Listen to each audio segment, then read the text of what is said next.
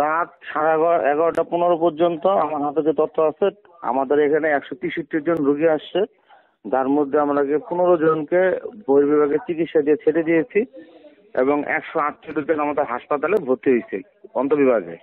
148 জনের মধ্যে 46 জনকে আমরা ডিসচার্জ করে দিয়েছি এখন পর্যন্ত, এবং এখন পরবর্তীতে যে কোনো রোগী স্টেবল হবে তো আমরা আস্তে আস্তে ছেড়ে দিব।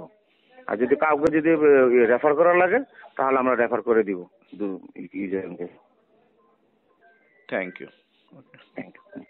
রোগীদের অবস্থা আপনাকে আমি একটু ছবিগুলো দিচ্ছি। এখন একদম তো ধরেন আসলে ভয়াবহ অবস্থা এক প্রকার, কোন অর্থে যে মানে একজন অসুস্থ একজনের সাথে তো 3 জন, সমাগম অনেক বেশি, ভিজিটর থেকে শুরু করে আপনার। আমি তো মাত্র গিয়ে আসলাম এন্ডোল পর্যন্ত, এখন পর্যন্ত তখন 38 বলছিল একদম ভর্তিকৃত। ইন দ্য মিন টাইম তো 50-এর উপরে ভর্তি চলে গেছে, এছাড়াও আরো ওয়েট করতেছে মনে করেন 40-50 জন হবে।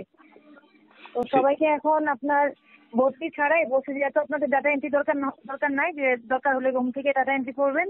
আর এখন যেন প্রাইমারি ট্রিটমেন্টটা ইমিডিয়েট যত দ্রুত শুরু করে দেওয়া যায় আর কি। সিরিয়াস আছে কিনা ওইভাবে ওনারা কাজ করছেন। সরি, সিরিয়াস কেউ আছে কিনা? না, সিরিয়াস মানে ওইরকম প্রাণহানির আশঙ্কা ওইরকম কেউ নাই। তবে আপনার যারা বললো যে এর মধ্যে যারা প্রথম দিকে আসছে অলরেডি কয়েকজন রিকভার করতেছে, 1-1.5 ঘন্টার মধ্যে হয়তো বা কাউকে রিলিজ করে দেওয়া সম্ভব আর কি জানাবেন।